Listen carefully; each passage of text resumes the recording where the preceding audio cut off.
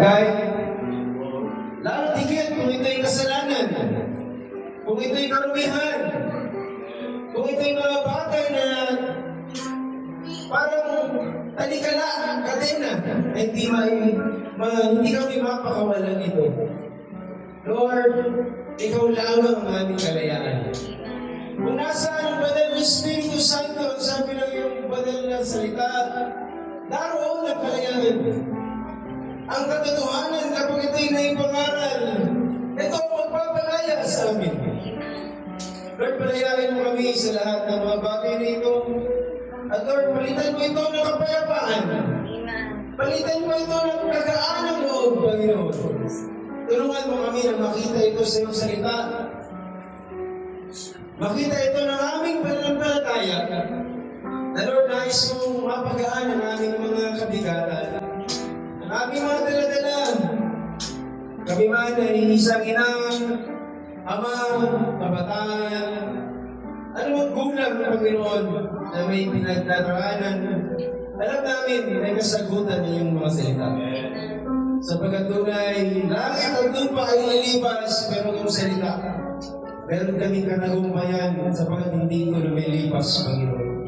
Tulad ng aming inawit, O God, speak to us, Lord. Speak, my Lord, my God, my Savior. Mangusap po kayo sa amin at nandoon ang aming tunay na kapayapaan at katagumpayan sa iyong pangungusap. Lord, wala kang sinabi na walang kapuluhan. Lahat ng bahagi ng iyong salita, kahit tundok at tuwid, ito'y makakatulong sa amin. Kaya ako, Lord, na magpatihalog kami sa umagang ito sa kung anong nais kong sabihin sa bawat isa. Minsan pa, Lord, patawarin mo kami sa aming pagharap sa iyo kung na marami kaming mga karumihan, kasalanan, hindi na mabilang. O God, patawarin mo kami, hindi namin sinasadya, Panginoon. At kung nasadya man namin, kabagan mo kami na mangusap ko kayo na kami, Panginoon, ay maging isang tuba na lumalapit sa iyo. Presensya, Lord. At sasabihin namin, ikaw ang aming pastol at hindi na kami mga kailangan. Salamat, Lord, sa umagang ito sa bawat isa, sa effort ng bawat isa. Alam niyo po, ang mga effort nila makarating lang dito. Mga pinagdaanan nila makarating lang dito. Pagpalain niyo po ang bawat isa. Sa lahat ng ito, Ama, ibalik ang purihan, kalwalatian sa tanging pangalan ng aming Panginoong Yesus Kristo. Amen. Pwede bang nalakas na palakpak sa umagang ito? Ating Panginoon, sabay karapat-dapat sa mga bagay na yan. Bago tayo po for sa magdalay po, ang ating pagkakatayon na It's Your Bible, Book of Psalms.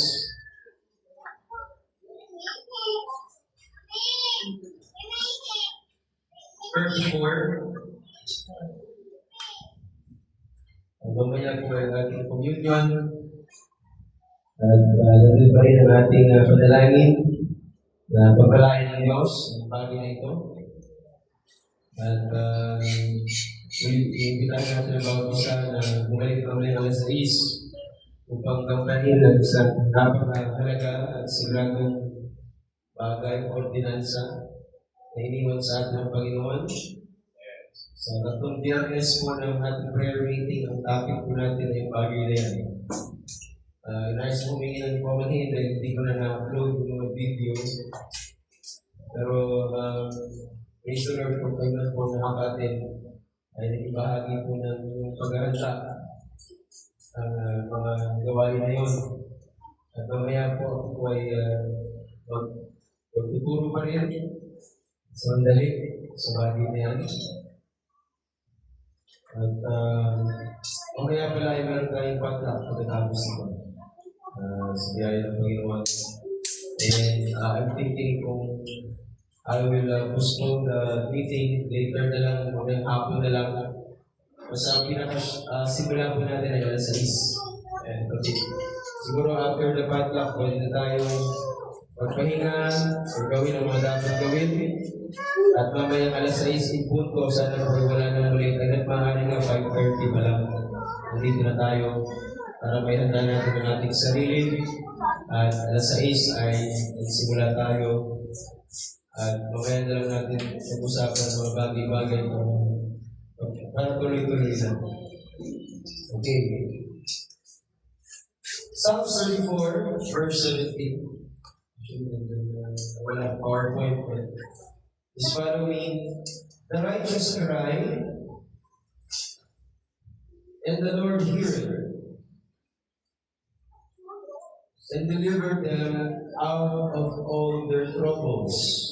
Ang matuwid ay nagsidaing at dininig ng Panginoon at niligtas sila sa lahat nilang mga kapagabagan. So hindi ibig sabihin matuwid ka, wala kang kapagabagan. Ang mga Christians or mga believers hindi po exempted sa kapagabagan. Now, verse 18, ang kapagabagan ito ng mga matuwid attracts the Lord. Ibig sabihin, na-attract niya ang Panginoon. Lumalapit ang Panginoon sapagkat sabi ng 18, Hallelujah, ang Panginoon ay malapit sa kanila na may bagbag ng puso. So kapag bagbag ang puso ng isang kapatid, isang anak ng Diyos, isang mananampalataya, ay na-attract ang Panginoon. Lumalapit ang Panginoon. Nandiyan ba kayo? At iniligtas ang mga may pagsisising diwa o contrite spirit. Marami tayong mga regrets, marami tayong mga pinagsisihan. Nangyari na eh. At pag naramdaman mo yan, malapit ang Panginoon, sabi ng Biblia. Verse 19, many are the afflictions of the righteous. Hindi isa, hindi dalawa, hindi tatlo, hindi apat, napakarami. Hindi occasional, hindi seasonal. At maaaring yung ginamit ni Sister Lorena, day to day. Araw-araw. Pero you stay with me. Ilan sabi na awit.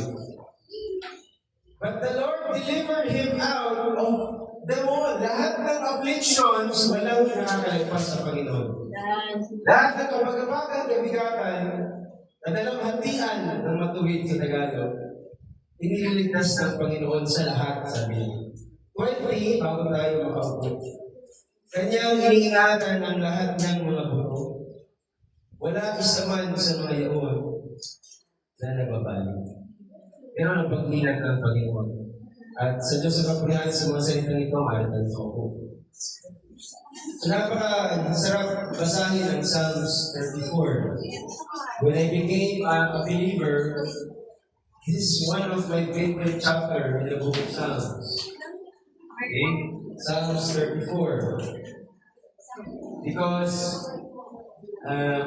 this is the time, mga kapatid, na talagang maaari si David ay may pinagdadaanan at naisasalamin ko ang aking buhay sa mga awit na ito. So, umaga ito, bilang maging bahagi ng ating journey sa pananampalataya. Amen. Ulit, salamat sa lahat ng mga narito. Lahat ng sakripisyo, lahat ng effort, lahat ng mga oras na ginugol nyo, sabi na po, tithes, offering, ang Diyos po magpala sa inyong lahat. Kapatid, ay balik ng Panginoon, ang higit na pagpapala lalo sa ating mga kaluluwa. Ipapasalamat ako kahapon sa mga kapatid na sumama rin sa gawain or Bible study ng Brother Budong. Kung naman tinabutan ng ulan, mayroon pang naplatan. Pero higit sa lahat, natuloy po ang Bible study at I believe pinagpahala ang tahanan ngayon. Pinagpahala po talaga, we talk about the most important thing, the soul. Hallelujah. At sa ating pananampalataya, dadaan ng ating kaluluwa sa napakaraming testing and trials. No? Kaya nga itong binabasa ni David ay sinaawit ni David. Ito ay patungkol sa kanyang hindi magpanlabas lang, hindi panloob ng mga bagay-bagay. Kasi totoo yun, isang hindi ka lang, pero may problema ka sa loob. Ulitin ko yun ha. Minsan ngingiti-ngiti ka lang na may problema naman sa loob. May kabigatan sa loob. Alam mo, sa kalooban, sabi tayo ng Bible study kagabi, ang ating kaluluwa, dalawa lang ang laman niyan. Pananampalataya at hindi pananampalataya. At ang Diyos, sabi ng Biblia, nalulugod sa pananampalataya. He is being pleased. No? It's impossible to please God. In verse chapter 11 yan. In verse 4 or 6. Imposible daw na malugod mo ang Diyos malibang may pananampalataya ka. So sana, kukunin ko po sandali ang inyong atensyon. Kung saan man yung atensyon mo ngayon, namin po sandali.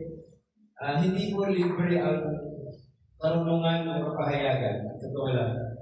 You have to pay. Not the tithes, but you have to pay attention. Okay? So, you have to pay it with your time, you have to pay it with your attention, sapagkat kapag you are not paying attention, then you will miss the revelation. Ang pinakasikreto po sa paglago at pakikinig is the focus at talagang kailangan mong pagtuunan ng pansin. Kasi pag hindi mo ito napansin, ibig sabihin, hindi mo ito nakuha. At nakakalungkot, pumunta ka rito, wala ka nakuha. Wala ka na pala. So, I want to ask something, a favor, at sana hindi ako mapahiya. I want to ask for your attention. No? Because God is pleased by faith na may talagang focus doon sa ating Panginoon. Looking unto Jesus, the author and finisher of our faith. Pero ang Diyos na-attract siya, hindi lang sa pananampalataya, kundi sa brokenness. That's why, itong pagiging basag, it attracts the Lord. Brokenness attracts God. Ang gusto natin pag-usapan. When a person desperately crying unto the Lord, and when I cry and cry and cry, so yan, ang gusto ng Diyos, manatili na sa Kanya. Kasi na-attract siya dyan sa mga ganyang bagay. Pagbag ng puso ng isang taong matuwid, o let's say, nabigo, na-frustrate, na-disappoint, amen. Ganyan si David. The righteous cry and the Lord heard it. Wala nang in between. Basta umiyak ang matuwid, nakikinig ang Diyos. Ibig sabihin lang, no? Ang matuwid, magsilaing, diligin ang Panginoon. So, ang bawat pananampalataya ay sa tulad umaharap, mga kapatid, sa mga labanan na hindi mo palagi nakikita ng mata. Nasa loob ang labanan, nasa isip ang labanan. At we are under attack. Ang linggo lang, Friday lang, ang hirap umakyat sa pulpit because I know I am being attacked. We are being attacked in different ways. Hindi tayo pare-pareho. Yung iba, inatake sa karamdaman. Yung iba, inatake sa pinansyal. Yung iba, inatake sa problema sa pamilya. And I just want to remind everyone, we're in the battle. Hindi ito picnic. Appreciate all the eating session, the coffee session, but most of all, we're in the battle session. Nasa labanan po tayo, mga kapatid. At kung tayo complacent, kasi hindi natin namamalayan na maaaring nakakapasok sa away. So we have to be vigilant. At yun ang gusto ko sa mga sundalo, laging alerto. Kaya kagabi, hindi kami nahuli. Kasi mayroon pala na dito, checkpoint. May sundalo tayo eh. Hindi tayo nahuli. Hindi tayo makahuli ng buhay. Praise the Lord. Ito ko kalain, ang gabi-gabi eh. Ayun, dito rin ako ng motor ko. Nag-iwan tuloy. Biyahe ng Panginoon, no? Inihapon lang po kami ng Diyos. So, isang bagay na gusto ko sana i-emphasize ngayong umaga bago tayo siguro gusto lang pag-aalib kasi minsan parang gumaan yung pakiramdam, pag-usapan natin yung mabigat. Parang gumaan yan. Isang bagay na I know for a fact, the truth about Christianity, mga kapatid, lalo na sa mga baguhan, lalo na sa bago sa pananampalataya, ay meron tayong pakikibaka. At sa mga hinaharap lagi natin yung kabigatan sa loob, paano tayo dalhin? Heaviness of spirit, mabibigat na damdamin sa kalooban. Meron ka bang punto or isang bahagi ng araw ng iyong buhay na nalulungkot ka pero hindi mo alam bakit? Hindi mo alam. Malumpay ka lang. No? Hindi mo may paliwanag. Pakiramdam mo.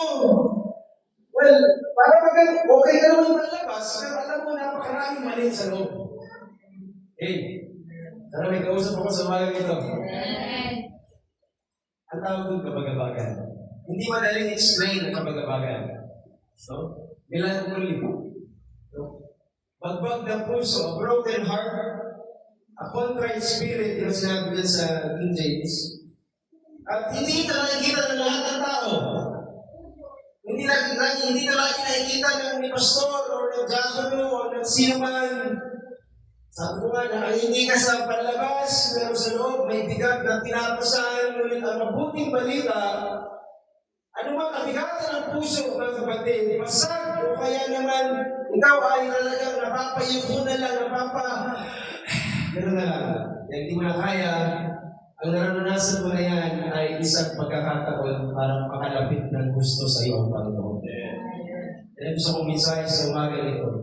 Ang presensya ng Diyos na-attract sa ganyang bagay. Ang matuwid ay nagsidain at dinidinig ng Panginoon at iniligtas sila sa lahat nilang mga kapag-abagan. Ang Panginoon ay malapit sa kanila na may bagbag ng puso at iniligtas, sinusolusyonan ang may mga puso o may mga diwa na may pagsisisi, may mga regrets. Marami yan, sabi ng verse 19, pero walang marami sa Panginoon. Lahat kaya gawin ng Panginoon. Sabi ng verse 19 Iniligtas ng Panginoon ang marami na yun na kanilang hatian. Hallelujah. So, si David naiintindihan ito. When I pray, maintindihan natin ito ngayong umaga. Makuha natin ito ngayong umaga. No, I'm trying to really put a lot of effort. How can we appreciate the Bible? Na hindi lang ito basta doctrine, hindi lang ito basta do's and don'ts, tinatingin naman namin sa Bible. Huwag mo itong gawin, huwag mong gawin yan. No! It's more than that. This is a book of life. Nandito ang buhay mo, pwede mo i-depende ang buhay mo dito. Kung seryoso ka talaga, pwede mo ilagak ang lahat sa Bible na yan. Mga kapatid. So, naintindihan ito, even Brother Branham, I will read a book. Sabi niya, so pray for me as I said a while ago. I don't mean to repeat it. Kasi paulit-ulit siya humihingi ng prayer. Pastor, parang mag-prayer meeting yung message mo. Yes! Kasi hindi tayo lahat nandito mag-prayer meeting eh. Pero gusto ko lang i-emphasize na mga kapatid, may mga battles tayo kailangan natin idulog sa Panginoon. Isuko sa Panginoon. Si Brother sabi niya, ang sikreto ng ministry ko, yung success ng ministry ko, prayer. Ang sikreto ng success mo, sa journey ng pananampalataya ito, prayer. Sariling manugtog ng prayer mo at prayer ng mga kapatid mo. Pag binasa natin ito. Sabi niya, when I get before you, niya-nervous ako. Kinakabahan ako. Sabi niya, napaka-sensitive na sa Holy Spirit ng tao yan. I get melancholy. Ang ibig sabihin ng melancholy, yung nalulumbay ka na hindi mo mapaliwanag. Bakit? Sentimental. Napaka-sensitive na tao. Nagiging sentimental, para konting marinig, naapektuhan. No? Temperamental, madaling magalit. Ganun din ako sabi niyan eh. Kung kayo nervous, kung kayo nalulumbay, kung kayo nagsisentimente, kung kayo naiinis, ako din. So, wala Sabi niya, I am that To begin with, it makes me all tore up inside. Ano yung ibig sabihin na? I'm crying inside. Umiiyak ako sa loob. Nakangiti sa labas, pero umiiyak sa loob. But to know that wherever I can go, sabi niya, wala na akong grupo sa sanlibutan na mas higit pa sa mga kasama ko sa grupo na to, sa Grand Governor. Sabi niya. Sabi niya, kasi alam niya, kapag may pinagdadaanan siya, ipinag-pray siya ng grupo na yan.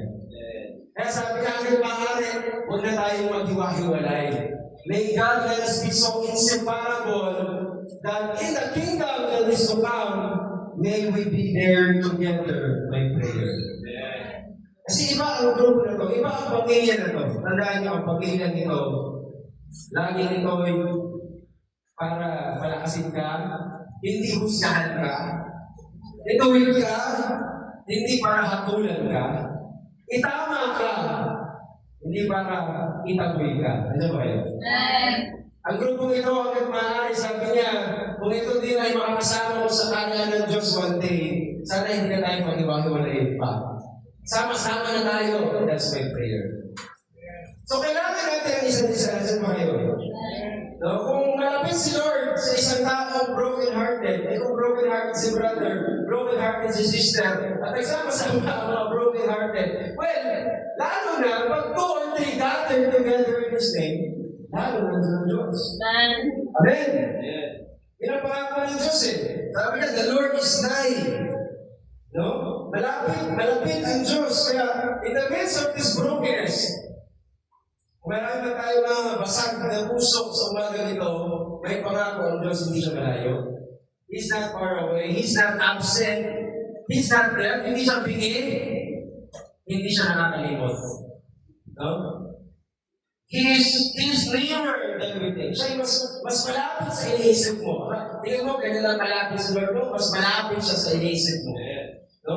Because when we cry, ang ilang po sa isita ng Bible, listen, I'll teach a little bit. The righteous cry. Hindi sinabi, the sinner cries. Yan, magiging personal tayo ngayon.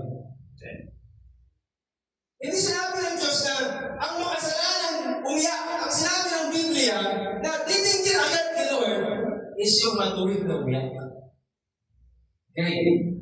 Brother Edson, tatanungin na rin to, at tinanong ko ito, mismo sa Panginoon. Panginoon, paano ba maging matuwid? Kasi iyak ka iyak niya, masalanan ka. Iniyak mo na lahat, pero parang hindi ka tinitinid ni Lord. Kasi sabi ng Bible, matuwid hindi makasalanan. So, ang tanong ko sa Panginoon, paano mo ba maging matuwid? Para kung may iiyak man ako sa'yo, tititin mo agad. Gusto natin yun. Tinatanong mo rin ba yan? Panginoon, paano mo maging matuwid? Kasi marami akong iiyak sa'yo eh. So, paano maging matuwid sa harapan ng Diyos? Well, just to let you know, public announcement, wala akong matuwid. Pero sabi ni Lord, may matuwid na iiyak sa Panginoon eh. Kasi kung hindi mo ang Bible, mga kapatid, no one is naturally righteous. Natural na pag gising sa umaga, matuwid, walang ganun. Lumaki, matuwid na matuwid. Romans 3:10, nakasulat, there is none righteous, no, not one. Wala matuwid eh. Romans 3:10, yan mo. Dahil ang sulat, walang matuwid. Problema natin yan, mga kapatid. Paano tayo iiyak na matuwid na papakinggan ni Lord? Kasi walang matuwid, wala kahit isa. 23, that's Francis. I-emphasize ko sa 23, sapagkat ang lahat ay nagkasala nga, hindi matuwid. Hindi nakaabot sa kaluwalhatian ng Diyos. So, ang perspective dito ganito. Hindi yan sinulat dyan para isang panlibado sa'yo. Na hindi ka matuwid. Parang gano'n, hindi ka rin. Sinulat ni Pablo para, unang-una kasi, sa pagiging matuwid, is maintindihan mo yung hindi mo pagiging matuwid. You have to recognize first na hindi ka matuwid in the first place. Para, alam mo, ang proseso para maging matuwid ka, maintindihan mo hindi ka matuwid. Yun ang first step. Kasi may proseso para maging matuwid ang isang tao. Pero ang unang i-recognize na sinasabi ng Biblia, makasalanan ka. Kung tutusin kahit umiyak ka sa Panginoon, hindi ka papakinggan. Pero you recognize that you fall short of His glory at hindi ka isa sa mga matuwid. But you have to understand, God is pleased with something. Okay? Kasi halimbawa, naging matuwid ka lang sa sarili mo. Wala kang pinagkaiba sa mga Pariseo. Sabi ni Jesus. Di ba nag-usapan natin yun noong Friday, unleavened bread. Mga lebadura daw ng mga Pariseo. Religyoso! Pero sa harapan ng Diyos, sabi niya, mag-iingat kayo sa mga religyoso niyan. Kasi lebadura yan ng mga Pariseo. Mga nagpapanggap ka lang yan. So ang hirap magpanggap na matuwid. Nandiyan ba kayo? Kasi in the first place, walang matuwid. Nandiyan ba kayo? Pero tingnan niyo ito. Genesis 15 verse 6. Magkano lang tayo sandali para i-posisyon natin ang ating sarili. Si Abraham to. Si Abraham, sumampalataya si Abraham sa Panginoon. At ito'y binilang na katuwiran, pagiging matuwid sa kanya. So, paano nagiging matuwid ang tao? Na-recognize siya, hindi siya matuwid. At the same time, sumampalataya siya sa isang tao, sa Diyos na matuwid. So, kailangan mo ng matuwid na Diyos at kailangan mo sampalatayanan yung Diyos na yun na hindi siya gagawa ng anumang kalikuan. Na anong iutos niya sa iyo, gagawin mo. Kasi matuwid yung Diyos na yun eh. Sumampalataya si Abraham na kahit sabi ng Panginoon sa kanya, Abraham, ialay mo ang iyong sariling anak. At alam mo, sumunod si Abraham doon at yung naging matuwid sa doon. Ano ba kayo? Ang pagsunod, ang pananampalataya na may pagsunod sa inyo, naging matuwid ang isang tao. At sinusugan niya ni Pablo, mga kapatid. Pinag-aralan niya ni Pablo, mga kapatid. Hindi sinabi na si Abraham perfecto. Hindi sinabi ni Abraham na wala kasalanan si Abraham. Makasalanan sa Torah, pagan yan eh. Tingnan, he is worshiping other God. Kasi Chaldean siya eh. Pero ang sinabi ng Biblia, nung nagsimula siya sumampalataya sa sinasabi ng Diyos, naging matuwid siya sa harapan ng Diyos. Diba? Kaya napakahalaga na makita mo ito. Sa pagkita-kita, ito yung mga nauna sa atin. Romans chapter 4 verse 3. No? Stay with me, sister. Marami pa. Romans chapter 4 verse 3. Sapagkat ano ang sinasabi ng kasulatan? Sumampalataya si Abraham sa Diyos at sa kanya'y ibinilang na katuwiran. Makasalanan si Abraham, pero nung nagsimula siyang sumampalataya, nandiyan ba kayo? Ibinibilang na yun ang pagiging matuwid niya. Kaya magpasalamat ka na kaya mo sumampalataya sa Panginoon. Hallelujah! Kasi it's counting or binibilang sa iyo na hindi ka makasalanan, ikaw ay mananampalataya, mga kapatid. At naintindihan ito ni Pablo na ang pananampalataya nito ay hindi galing kay Abraham lang, ay nagbigay sa kanya. Ito ay galing kay Jesus Christ mismo. No? Hebrews chapter 12. No? Looking unto Jesus, tumitingin siya kay Jesus Christ, siya kasi ang may akda ng pananampalataya na yun. The author of faith. At hindi lang siya naging author basta-basta lang. Kailangan niyang tanggalin mo ang isang bagay sa'yo. Alam mo ano yun? Kasalanan mo. The reason bakit kailangan mo sumampalataya kay Jesus Christ, sapagkat siya yung matuwid, pero naging kasalanan siya. Ikaw yung makasalanan, pero naging matuwid ka. Nabasahin natin ang siguro yung 2 Corinthians 5:21. 2 Corinthians, sige, Colossians, sige, 2 Corinthians 5:21. Kunti lang. Yan. 21. Baba. 5. Yung hindi nakakilala ng kasalanan pertaining to Jesus to siya na walang kasalanan.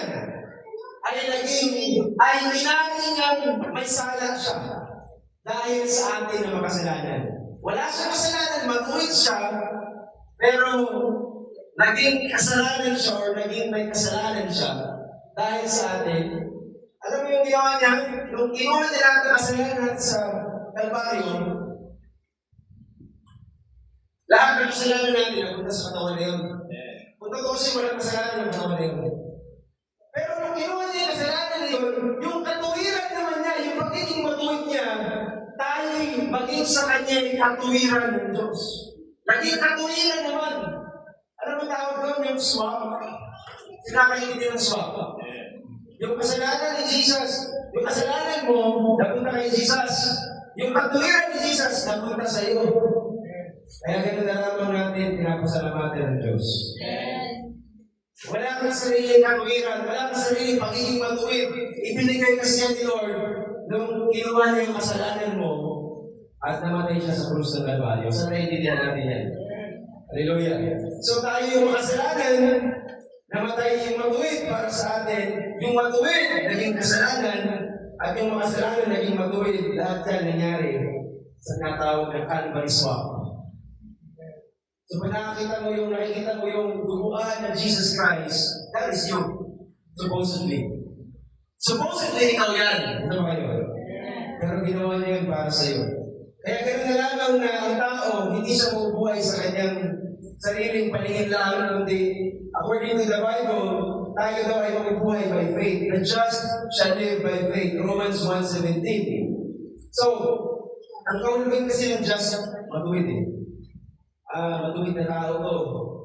Pero naging matuwid na tao na yun, may sumasampalataya yun. Ano ba yun? Sabi niya, the just, yung tao matuwid. Romans 1:17. 17.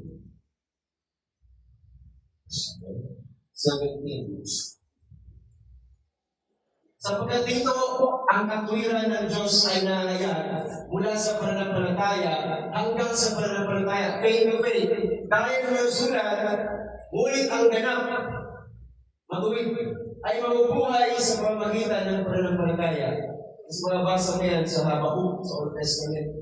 So, you can understand here na kung iyak man tayo sa Panginoon, hindi talaga tayo yung matuwid. May proseso kaya ka naging matuwid kasi may namatay para sa iyo. May kumuha ng kasalanan mo. Kung kaya mo i-recognize ka, pag umiyak ka sa Panginoon, papakinggan ka ng Panginoon. Bakit? Kasi ikaw mismo yung ikinamatay niya eh. Ako may revelation na to. Bakit na lang gano'n na lang na makinig ang Diyos sa iyo? Sapagkat in the first place, namatay siya para sa iyo. Bakit hindi ka napapakinggan?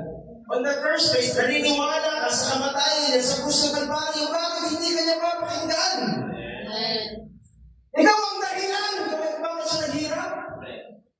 Kaya ganun na lamang napapakinggan ka niya kasi you are the reason why He sacrificed His life.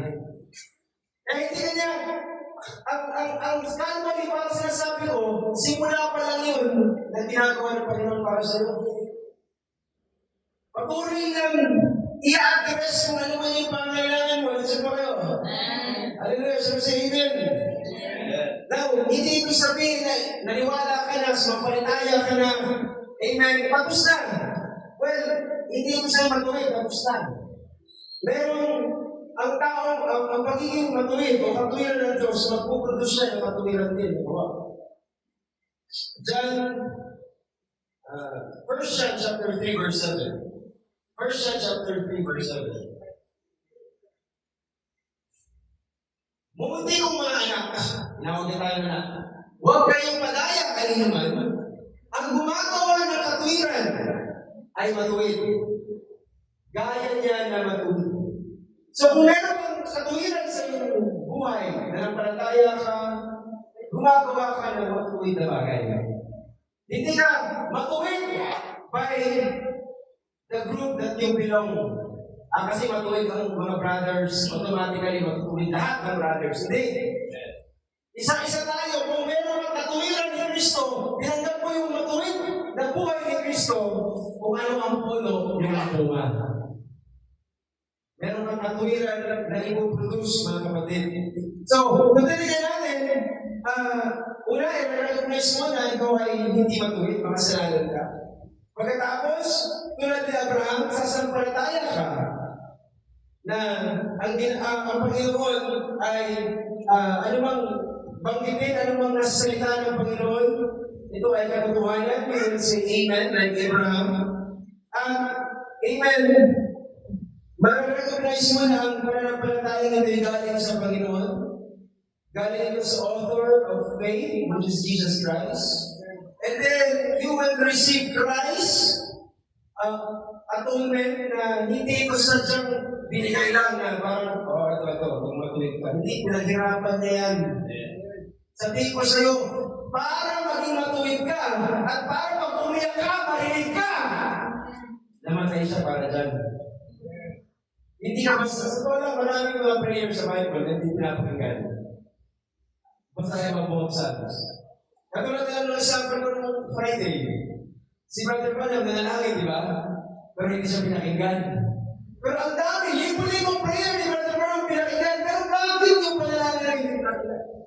There's something on it. Kasi may nilabag siya eh. Nauna, sinunod pa niya yung kanyang biyanan kaysa sa kalooban ng Diyos. Pag binasa niyo yung behind the flag, ang maraming mga pagkakamali ni Brother Branham nagiging lesson sa atin. Kasi, nagsimula ang ministry niya at gusto niyang masabi ng Holy Spirit sa kanya, mangaral ka doon sa mga Pentecostal. Itong biyanan niya, kung nangaral sa Pentecostal, kailangan niya isama ng family. At sabi ng kanyang biyanan, sasama mo yung mga anak ko, kasama ng ako ko. Tumutol yung pamilya ni Bubal, yung kanyang asawa. At kinonsider na yung sinabi ng biyanan, napakahirap. Kasi nung pinakinggan niya yung biyanan, instead nung sinasabi ng Diyos, buhay ang naging siya. Pagpalo niya ng Panginoon. Kung mahal ka ng Panginoon, papaluhin ka ng Panginoon. Pero ito ay para sa ikatututo natin lahat. Huwag na huwag mong mapapabawin ang sinasabi ng Diyos sa buhay mo. Huwag mo i-take na parang take for granted na sinasabi ng salita ng Diyos lalo sa pulpitong ito. Kasi hindi babalik ang Diyos, hindi babalik ang salita ng Diyos na walang kapuluhan. Pag may sinabi ang salita ng Diyos na kapatid, bigyan natin yung yes, seryosohin natin yun. Kasi hindi lang ikaw ang at stake, lahat ng buong pamilya. Dito na lang ang takot namin mag-asawa, alam ni Mrs. Mia. Tapos sinabi ni Pastor Lupitol, wala rin sa kailangan natin sa language sila. Kahit umuyat ka pa, kailangan mo pumunta. Hindi dahil sa lakas ko. Sabi ko, kung Lord, madalin mo ako doon, bigyan mo na lakas. Alam mo, magbiyahe ko doon, umiyak ko doon, umiyak. Pero sa Diyos na magpurihan, hindi natin kailanman pinabayaan ng Panginoon. Alam ng Diyos yan, kahit kaano kahirap sa ministry, mga kapatid. Hallelujah, sa Diyos po pagpurihan. Gusto ko na sabihin na the righteous cry and the Lord hear it. Kapag umiyak ang isang tao na tayo, wala po ko dito na pinahakulan o kaya ginajudge. Alam niyo sa church na ito, for almost a year na, sa June, isang taon na po kami nalilingkod sa church na ito. I've seen all the effort. Nakikita ko po yung nagsusumikap ng mga kapatid. Na kahit pa paano ay talagang ginagawa nila. Kahit anong magagawa nila. At alam mo, pagkapalayan kayo ng Panginoon, I'm very confident on that. Kasi nakita ko po yan sa buhay ko. Kung paano din po ko nagsimula sa kababaan ng mga kapatid. So, hindi tayo exempted sa lahat ng mga sorrows, hindi tayo exempted sa lahat ng mga problema. Kahit sa gabi. Tingnan mo, itong pinag-aaralan natin, hari ito.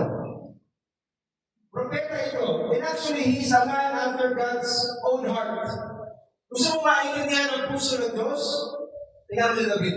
Kasi gano'n ang puso ni David is katulad ng puso ng Diyos. So kung umiiyak si David, ano pa kaya tayo? Minsan nga, kinausap ni David ang sarili ng kaluluwa eh. Natapit namin yung hapon. Pwede mong kausapin ang sarili mong kaluluwa. Ang Diyos na, kinausap ang sarili niya eh. Let us create man in our own image. Kinausap niya ang locus niya. Hindi sa dalawa.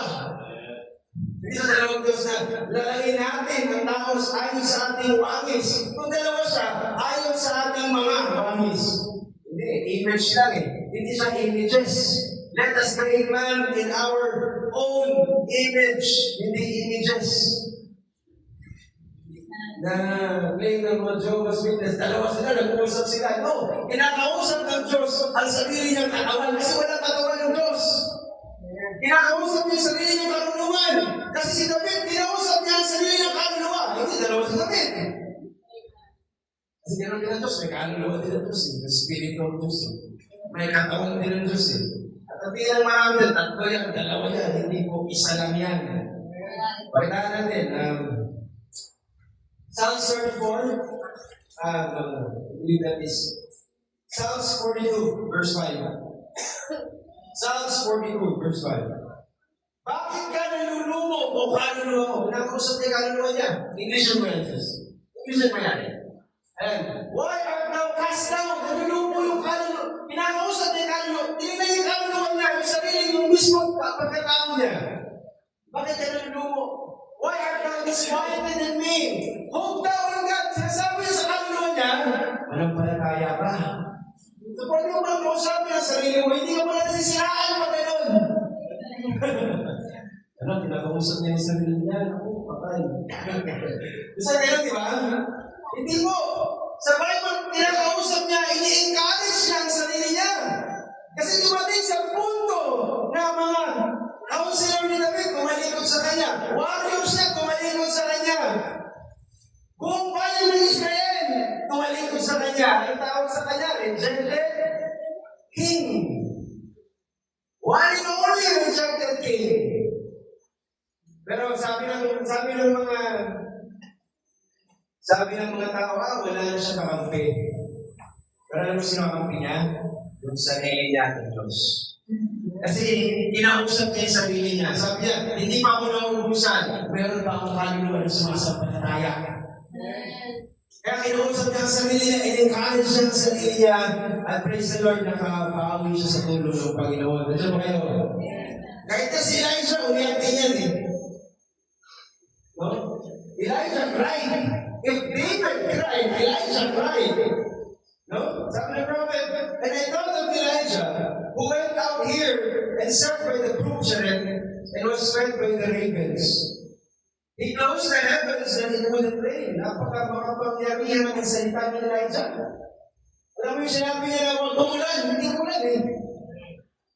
Then he opened up the heavens and brought down water. Sinabi niya umulan, umulan! Ganun ka makapangyarihan si Elijah. Brought fire out of heaven. Yung sinabi niya na simpleng panalangin, bumaba ang apoy. At praise the Lord, bumaba ang apoy. Ganun ka makapangyarihan ng salita ng isang Elijah. And then, nung nawala na yung inspiration sa kanya, takot ang bahag ang buntot niya sa isang Jezebel. Ito mo yun? Kapag nandiyan daw ang inspiration, listen to me. Kapag bless ka, kapag okay na sa finances, inspired ka. Wala ka masyado. Bless ka, mabayaran ka ng mga utang mo. Easy. Sa wakas, parang inspired ka. Pero once inspiration left, ano nangyari? Takbo siya sa wilderness at inutusan niya ang Diyos, napatay na siya. Nandiyan ba yun? Minsan ba, sa sobrang hirap ng sitwasyon na iyong pinagdadaanan, na sobrang gusto mo nang sumuko. Na parang may sinasabi ang kaisipan mo, sana mawala na lang ako bigla. Na parang bula. Kasi hindi ko na naiintindihan ang lahat ng mga bagay. Isang right, sabi niya, I could go on and on, but what is it, friends? Men who are brought under such tremendous inspiration of another man, you go out of this world, somewhere else, way out, sabi niya, and then when you're down, it's alright. It's okay not to be okay. Kasi sabi ko na, yan ang the best time para makalapit na kung lalo. Tandaan mo, inspirasyon lang ang nawala. Hindi nawala yung nagbigay ng inspirasyon. Ano ba kayo? Minsan kasi nawawala yung sense of the giver sa ating paligid. Kaya napakahalaga ng faith. Kasi ang faith lagi siyang nakatingin kay Jesus Christ.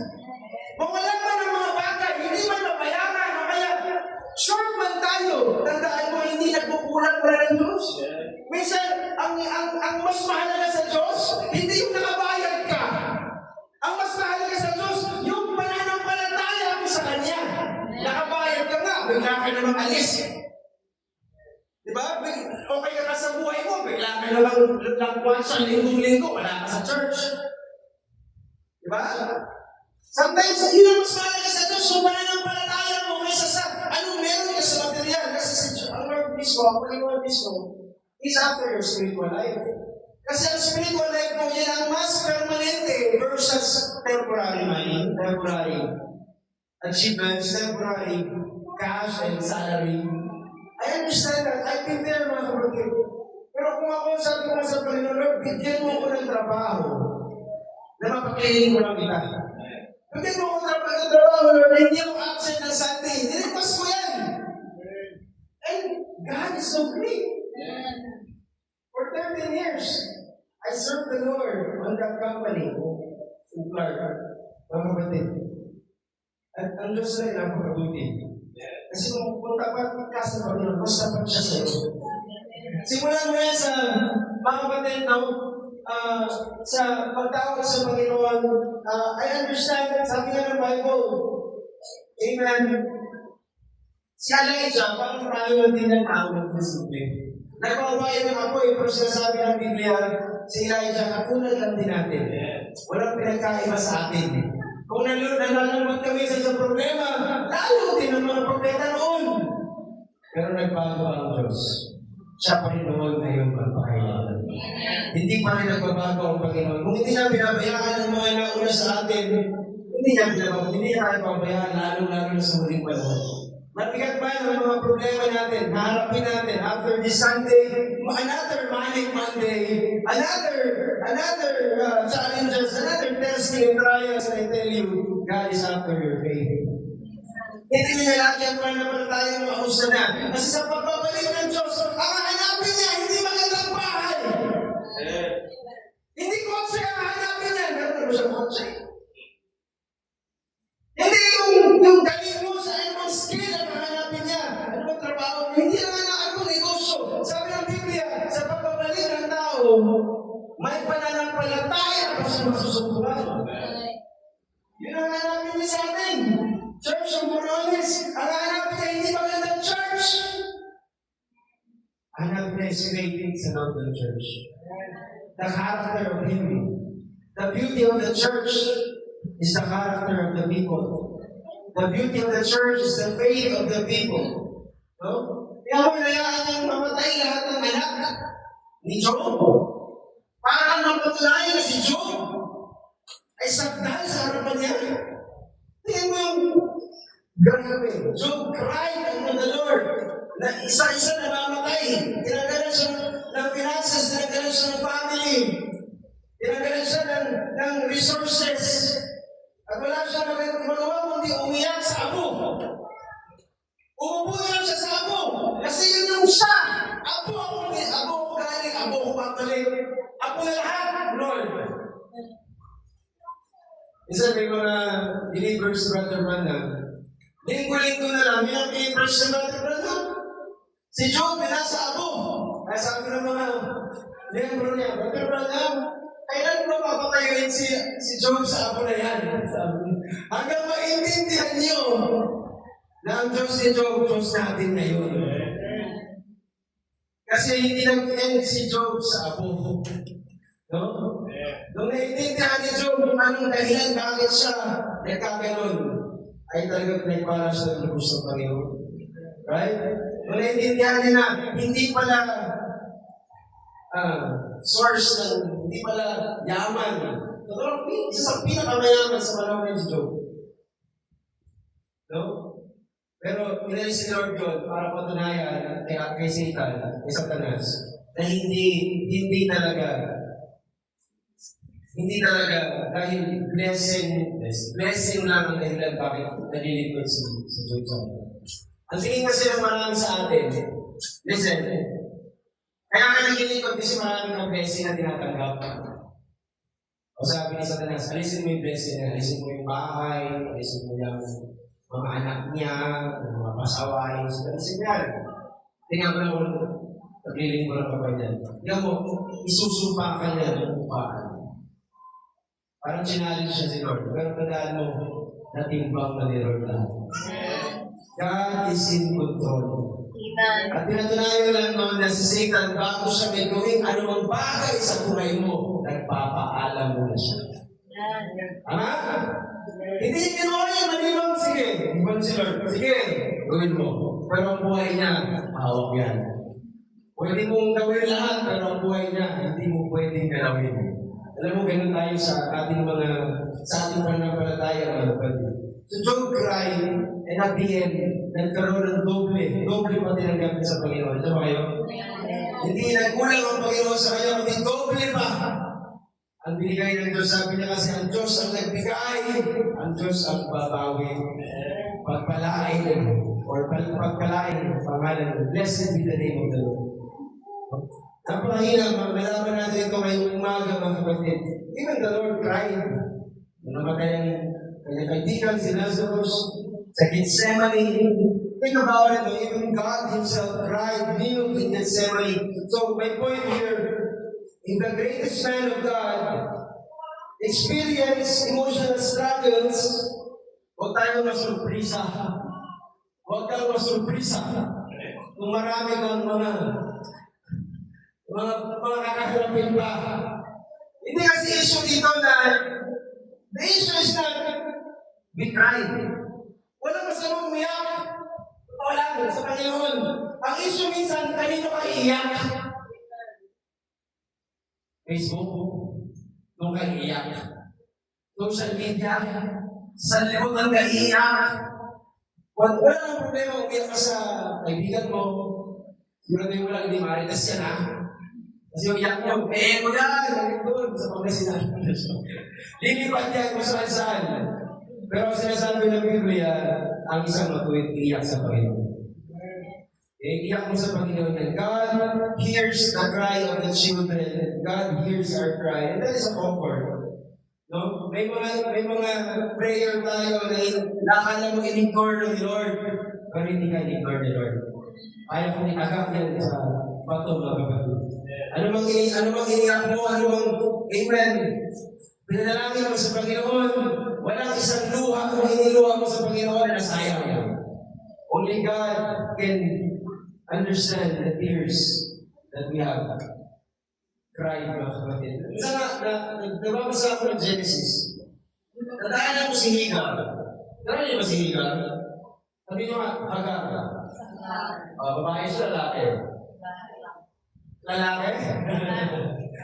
Babae si Hagar. Okay? Si Hagar po, dahil sa unbelief ni Sarah, pinakuha ng Panginoong Diyos si Abraham na magkakaanak siya. At para pagkakatingin ni Sarah, paano kung manganganak? Matanda na ako, baog pa. Matanda na rin si Abraham. Pero mukhang kaya kang sumipa. Sabi na, hindi sa akin magkagaling yung bilhin na yan na pinangako ng Diyos. Baka yung Egyptian maid natin, si Hagar. So she is a Egyptian slave. Kasi mayaman si Abraham. Siya ang sipingan mo. O gusto siya ng babae, o gusto ng mga suggestion ng babae, o bakit maniwalaan ng suggestion? Minsan na lang mag-suggest ng babae, palpakpak! Nag-suggest ng babae. Sinabi ni Abraham, okay. So, nagdalang tao siya ka. At doon lumabas si Ishmael. Ano ibig sabihin ng word Ishmael? Ang Diyos ay pinapakinggan. Kasi pagdating dito, mga kapatid, si Higar kasi dumating sa point, Genesis chapter 21, na 21:16, direct to the point na tayo. Siyempre, nanganak siya. At kalaunan, nangyari yung sinabi ng Diyos. Ano niya? Sinabi ng Diyos, si Sarah. Okay? Nagdalang tao siya, kaya matanda siya, nagka-body change siya, diba? Bumata ulit yung katawan nila. Kasi dalawang pwedeng mga anak. Si Higar kasi magbata pa yan eh. Pero yung katawan ni Sarah, talagang ugod-ugod na, paano yung mga anak? So alam natin, what happened there, read between the lines, si Sarah bumata, si Abraham bumata, para sila mga anak, para siya yung mga si Sarah, para siya yung mga anak. So unang-unang naka-experience ng body change, itong dalawang na ito, si Abraham at si Sarah, At dumating sa point, kung nakikita niya na ang anak ni Hagar ay talagang tinutuya niya. No? At narinig, 16. Narinig kasi niya, so pinalayas, in other words, pinalayas ni Sarah ang mag-ina. And you know, Hagar found herself in one of the darkest moments of her life. Kasama yung anak niya. Pag sinasabihan niya, napakahirap ng single mom. Hagar is a single mom. Malilo, hindi talaga siya yung tunay na asawa. Kasi, lalo lang yan nung albilin ni Sarah, nagbunga ng Ismael. And she and her son Ismael, pinalaya siya sa household ni Abraham. At kailangan, alam mo, si Abraham dito nabigatan. Kasi hindi niya kaya gawin. Kaya sabi ni Abraham, Lord, tama ba yung ginagawa ng asawa ko? Pinalayas na yung maid ko na anak ko rin yun, si Ismael. Si Hagar, kung titingin ko, hindi siya kasama sa pangako. Kasi ang pangako ay nakisara. Pero tingnan mo yun, pinakinggan pa rin siya ng Diyos. Sabi niya kay Abraham, Abraham, huwag kang mabigatan. Kung ano man yung gusto ng asawa mo, sundin mo. Kasi ako bahala dyan.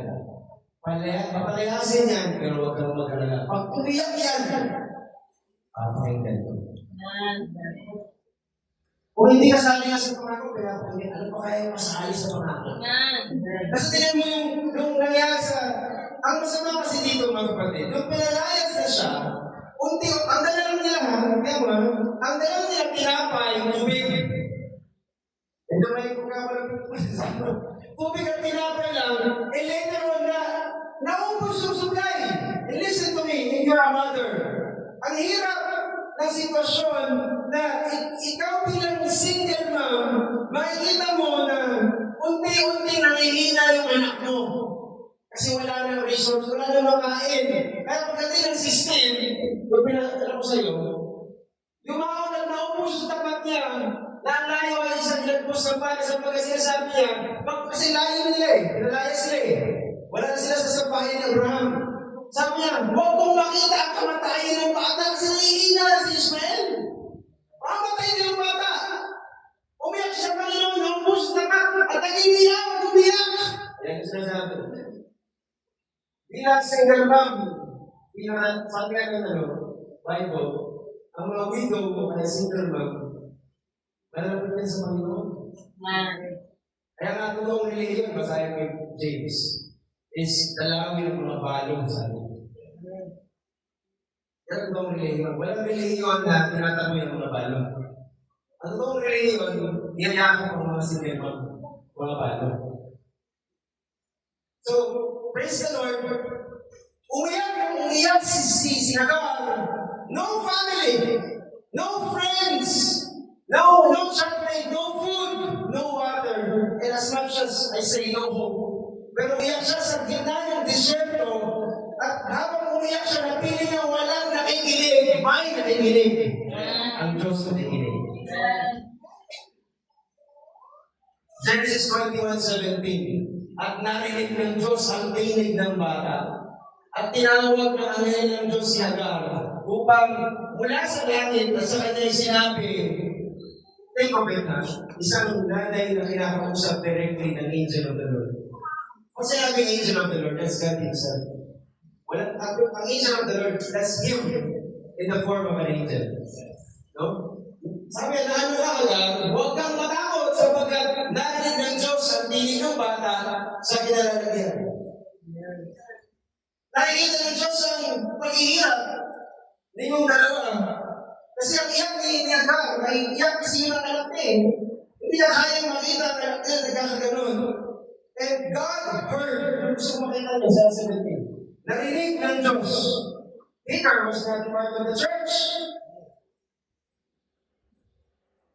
He is not part of Abraham's church. She is not even on an altar. Hindi siya surrounded ng mga believers. She is in the middle of the desert. But desert cannot prevent God's hearing. Hindi, kung nasan ka man ngayon, ang tuyot man, ang financial o kaya naman spiritual kapag umiyak ang anak at ang ina. Tandaan mo, tears is a language that God can understand. Hindi pabayaan ng Diyos ang iyak ng ganyan. Akala ni Hagar, wala na silang pag-asa. Akala ni Hagar, sabi nga niya, ayaw kong makita ang kamatayan ng aking anak kasi susunod na ako. Kung ang mauna, kasi sabi niya, mauna na ako mamatay. Hindi siya. Pero verse 19, natin yung gusto kong ipunto natin. Ito kasi kulang sa atin minsan na, Lord, umiyak ka sa Panginoon, pero ang hinihintay natin is parang ginawa ni Lord. So, verse 19. And God opened her eyes. Okay? God opened her eyes at pinakita sa kanya ang isang balon ng tubig at naparoon at pinuno ng tubig ang bangang balat at pinainom ang bata. Hindi nag-create ng well si Lord. Hindi siya nag-create ng balon. Ang miracle dito is binuksan niya ang mata ng nanay nito kasi ang Diyos pala may inihanda ng balon sa gitna ng ating pagyak. Bago pa umiyak, sabi nga ng story na ito, bago pa umiyak, ready na si Lord. Kasi pag umiyak ka, alam mo kung saan kita dadalhin. Only God can show you where to go in the midst of a problem. Only God. That's why it's very important to call upon the Lord. It's very important to cry this unto the Lord. Kasi kailangan ng buksan ni Lord ang mata mo. May naman kung saan ka pupunta. Because the Lord can see everything. Now, many times we're like Hagar. We face situation na talagang feeling mo mag-isa ka na lang lumalaban sa pamilya. Mag-isa ka na lang lumalaban sa buhay. Feeling mo, nakalimutan ka na, kaya wala ka na katuwang, wala ka na katulong, ang bigat-bigat na. At isang tatanungin mo ba, ano kaya ni Lord, ano nangyayari sa buhay ko? Well, the answer is big yes. Alam ng Diyos yan, kapatid. So, kayo na ba ako nagsasalita dito, but I just want to let you know, God knows your problem. And He knows the solution as well. And may the Lord open your eyes this morning. Kung saan mo kukunin yan, only God can open our eyes. Because the same God na nakinig kay Hagar, ay sasagot na natin sa mga ganito ng uusap na hindi siya piling Diyos.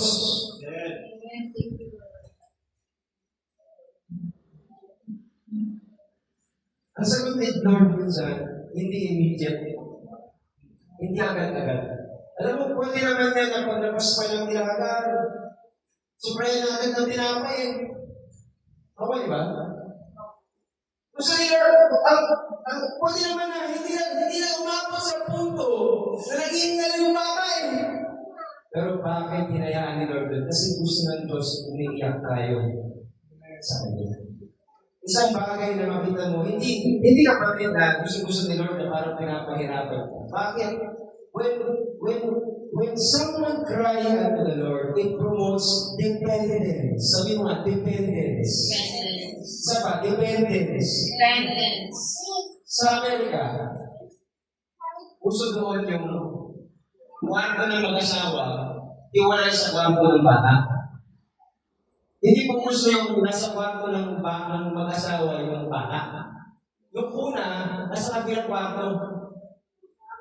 At paano sa isang paggabi na, paano malalaman ng mga magulang na kailangan sila ng bata? Iiyak. Loving parents will go directly to the room. Hindi nila, alam sa ko lang asang nanay, akong tatay ako. Alam mo yung iyak ni Hans. Alam ko pag si Hans ang umiyak. Kasi Mami agad eh. Alam ko yan pag umiyak si Hans. Alam mo pag umiyak ka, alam ng Diyos, anak niya yan eh.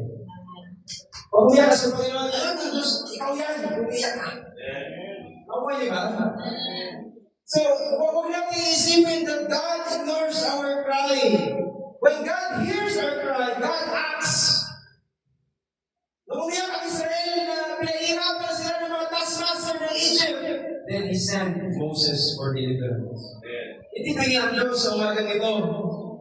No, others may ignore your tears, your battles.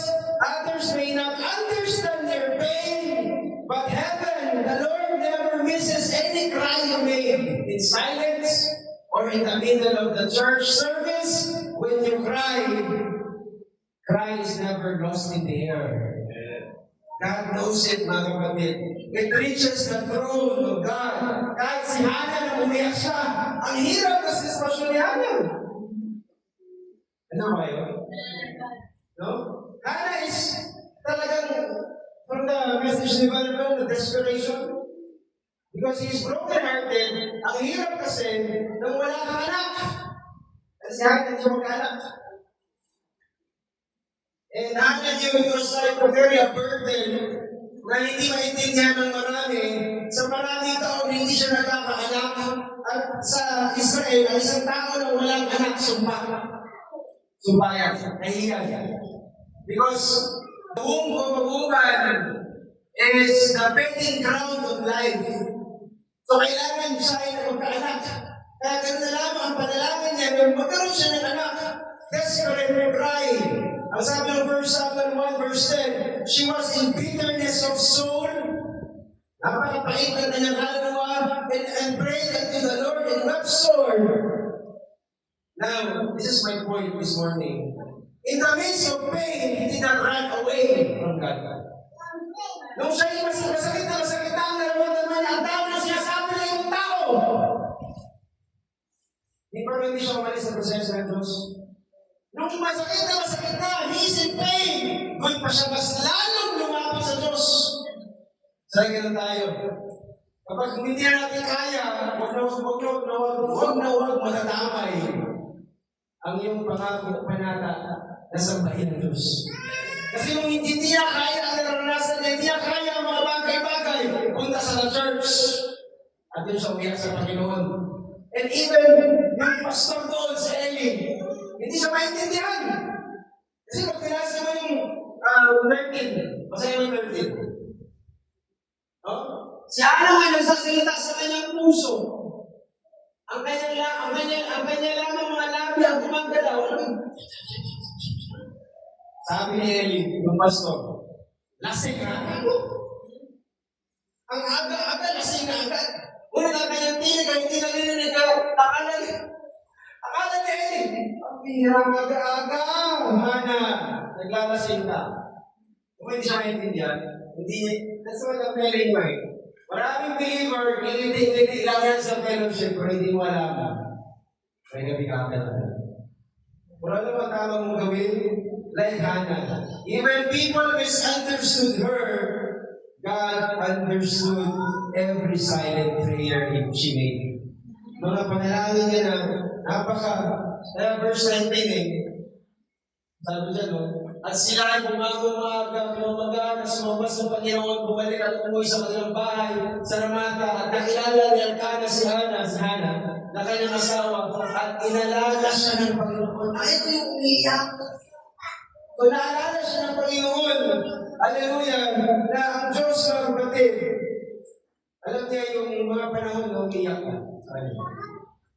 So I just want to encourage everyone na sometimes your deepest prayer, your deepest cry, hindi ito marinig ng lahat, pero narinig ito ng Diyos.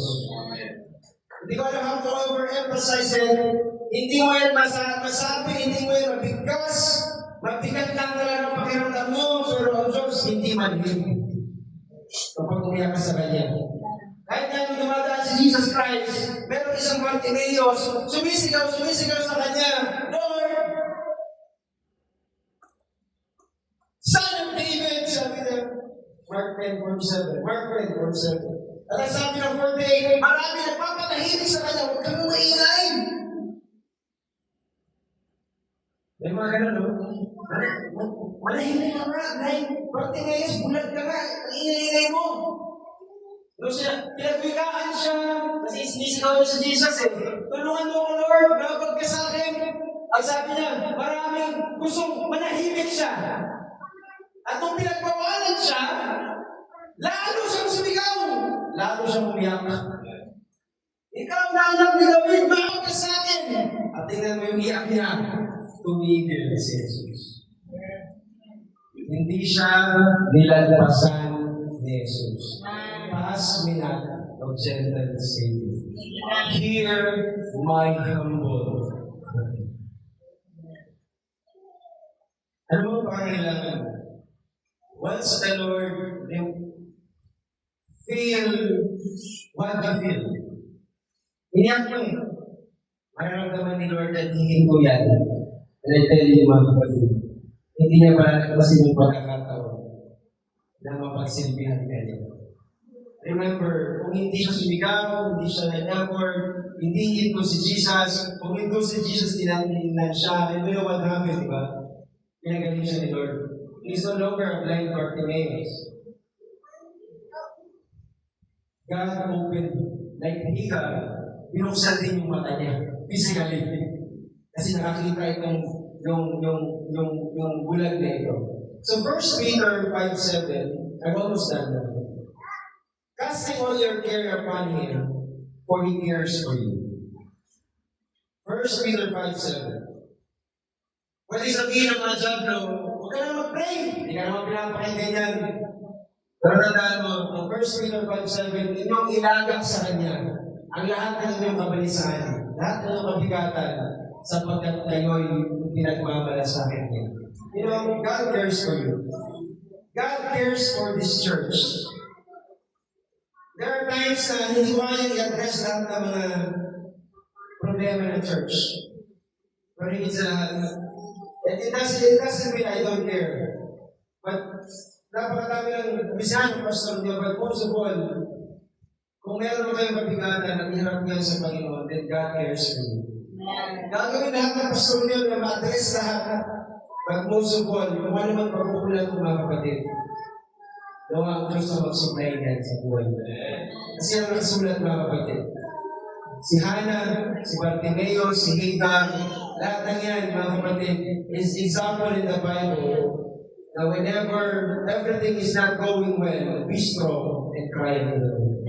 Sometimes yun ang kailangan, diba? Sabi ko ng Friday, ang pagitan ng solusyon at ng problema is yung tubod tsaka yung sahig.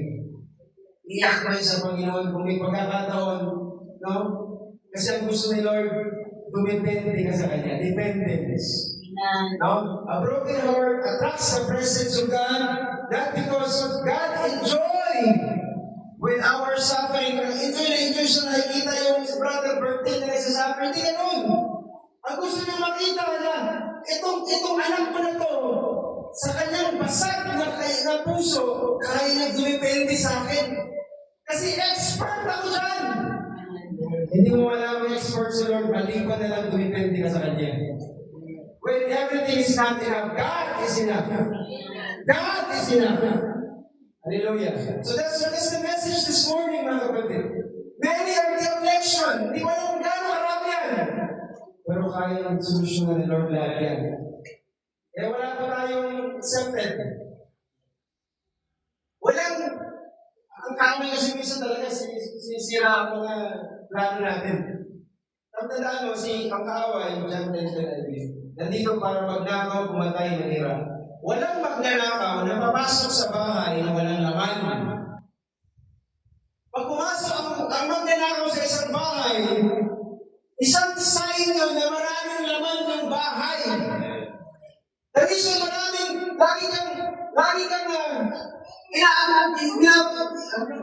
lagi kang inaantala. Lagi kang ini-store mo ng kaaway. Lalo pag alam na nagawa ka ng bagay para sa Panginoon, i-store mo yun niya. Sapagkat maraming laman ang bahay mo. You have treasures in your heart. You have Bible verses in your heart. At gagawin na sa awit para nakawin yan. The devil attacks every treasure inside you, but I believe with all my heart, kung mangyari man yan, then God is attracts naman into all the burdens that you have. Lord, hindi na ako na yung kagalakan ko. Ang saya-saya ko lang kanina. Nakabihis na ako, Lord eh. Nagsisiman na ako, Lord eh. Pero, karga ang sarili kong puso. Patawarin mo ko, Lord. Amen. I was caught off guard. Hindi ko in-expect na nanakawan ako in the very Sunday morning. In the very Saturday evening. In the very Friday evening na nanakawan ako. But the Lord is our help. Hindi ko kaaway. Pagtandaan mo, hindi ka naman lumayo ang Panginoon. Tumawag ka lang, kapatid. Kasi hindi lang naman some of the problems of Simpson, lahat ng problema. Pero sa umaga nito, 11:48 na, napaka-confident kong mag-preach na mahaba, kasi ayun na naman pagkatapos. But I just want to let you know, bago natin busugin ang ating pisikal na mga annual, sana sa umaga nito, nabusog ko ang kaluluwa ng bawat isa sa tulong ng Panginoon. Napakarami kong binasang verses, marami pang quote, pero tandaan nyo, every trials, mga kapatid, have expiration date. Tandaan yan, sabi mo expiration date. Ang mga trials, mga testing, may expiration date yan. Ang bawat bagyo, meron niyang dalampasikan na dadakulan mo. Ang bawat gabi, mayroong umaga na haharapin. Si Jose, talagang nakulong, pero meron siyang nakaantabay na o nakaabang na trono sa kanya. Si Daniel, merong leon, pero may anghel na nakaantabay sa kanya. Ang mga Hebrew children, may punong apoy, pero nandun ang anak ng tao para sa kanya. Laging may kanapusan ng mga problema. Hindi ito pangakong buhay, mga kapatid. So the cure is think on Him. Think on the promises of the Lord. Whatever is true, whatever is pure, think about the Lord. Pag hindi mo na kaya, think about your salvation. Pag hindi mo na kaya, think about the Holy Spirit. Think about your family. Think about your God's protection. Think about predestination ang pinili ka niya. Isipin mo yung mga mabibigat na mas malitimbang na mga bagay. At masasabi ko sa'yo, kaya mong itihan ang problema. Minsan, pumasok sa... nakatalikod na ako. Pag papasok kayo dito, sana makita ko hindi mangga at papaya. Ang haba ng mukha niyo na parang talunan kayo. Sana pag pumasok kayo dito next time, lalo sa ating mga services na kami, ipakita niyo ang kagalakan natin sa Panginoon. Because ang pagpasok dyan is a victory. The Lord, I made it. Amen. Nagawa ko, Panginoon. Praise the Lord sa mga pamilya na napakaaga. Hallelujah. Na talagang, kung nalilito tayo ngayon, next time. Amen? Huwag tayong malunggay. Huwag tayong malumbay, mga kapatid. Ang mahalaga, nakapasama-sama tayo ngayon umaga. And I believe, dahil ni Lord, masama-sama tayo ngayon. Sabi ay ng Panginoon. Nandala mo tayo sa ating pamilya ng mga mamaya. Matuto tayo umiyak mo sa Panginoon, Lord, ano mga problema. Ano mga bagay na feeling mo unworthy ka. Kapatid iyak sa Panginoon. Kasi ako kumain dyan sa kalagayan niyo, ano man yung maraming affliction na yan, iyak ko sa Panginoon. Lord, I believe bahagi ako ng kaligtasan mo. Bahagi ako ng kamatayan mo. Lord, gusto ko alalahanin ng kamatayan. Gusto ko sumama sa komunyon. Iyak na sa Panginoon. Marami ka bang hindi mabago sa buhay mo? Maaaring hindi mo masuko ang mga bisyo. Maaaring hindi mo masuko ang mga kaisipan. Maaaring hindi mo mapatawad. Iyak mo yan ngayon. Nahitin siya. Pwede mo isuko yan ngayong umaga. Na may handa ka mo ngayong gabi. Na hindi lang ito basta tradisyon lang. Kundi maliit na tuwag sa iyo. Na Lord, wag mong gawing hadlang.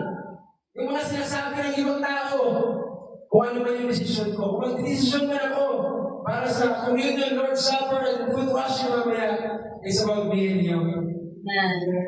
Kung meron ako dapat patawarin, bigyan mo ko ng lakas, Lord, na lapitan, kausapin, i-confess ko ano din mga pagkakamali ko para maayos ang mga bagay-bagay. Because at the end, mga kapatid, lahat tayo pantay-pantay lang sa Panginoon. Walang sinong mataas sa atin, mga kapatid. So I hope you understand. This very morning, I pray na mas lalo tayo magdala. Lalo sa darating na communion namin. The Lord bless you. At tayo, ngayon, napapahanap na ngayon. You will never be alone with this burdens in life, I tell you as always, Amen. May kasama ka sa prayer. If your heart has been very heavy, if discouragement has tried to settle over your spirit life, mas namayani ang discouragement mo sa buhay mo, well, come unto me, sabi ng Lord, and I will give you rest. Lumapit ka sa akin sa mga nalibigatan ng Matthew 11:20. At di kaya akong bibigyan ng pangangailangan ng dati. Tayo manalangin, sino kami pangangailangan sa umaga ito? Hindi ko alam kung sino. Hindi ko alam kung anong mga luha, patuloy na panalangin, mga iyak at mga higpit. Kung patuloy mong nais na lapit sa Panginoon. But the Lord is here this morning. The Lord is nigh. The Lord is not far away. Napakalapit ng Diyos sa mga gusto sa atin. Huwag mong ilapit ng mga problema. Gaano mo ito kaliit? Gaano mo ito kalaki? Gaano mo ito komplikado? Lord, hear my humble cry. No one will stop you. Hindi ka pipigilan. I just want you to come to the Lord. Lumapit ka sa Panginoon. At sabi ko sa iyo, hindi ka itatakoy ng Panginoon. Bring your needs in His presence. Ano mong pangailangan na meron sa umaga ito? The Lord hears your humble prayer. Kung meron ka mang ibababa sa Panginoong burden, dahil napakatagal mo na itong daladala, I pray na maging mag-aalin ko ngayong umaga. Sapagkat ano mong bibigyasin mo, marinig man yan, hindi marinig. Katulad ni Hannah, naaalala yan ng Panginoon. Naririnig niya ng Panginoon, nalalaman niya ng Panginoon. Huwag na natin patigasin pa ang ating mga puso. Binibigyan tayo ng pagkakataon ni Lord sa umaga nito na ayusin ang mga bagay-bagay lalo sa kanilang. Lord, tulungan mo kami. Sa anong bagay, Lord, na hindi namin mapagtagumpayan?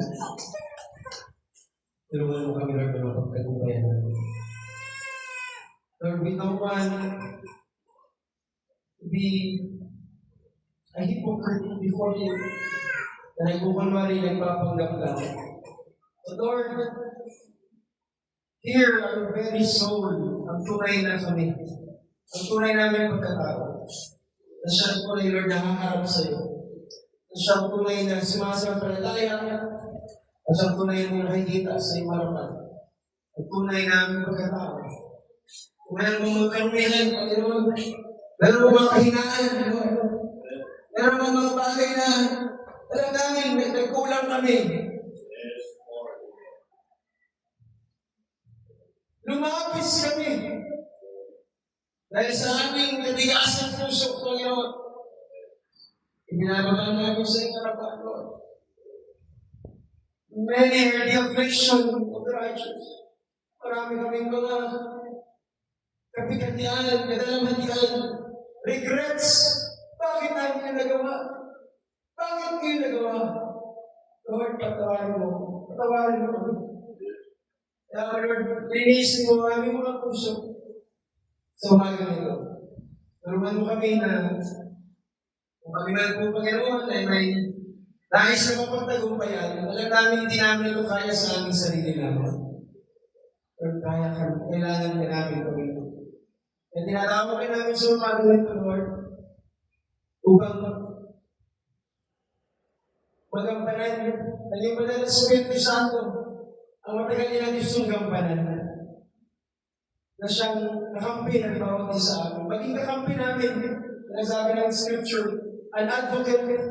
Hindi ka namin kaaway, kakampi ka namin. Hindi ka namin, Lord, hindi kami yung tipong i-condemn right away, itataboy mo right away. But Lord, We will reason together. What happened? What is the cause? What is the solution that He could do? Lord, you know, alam mo, ikaw na nakakaalam ng lahat ng bagay na ito.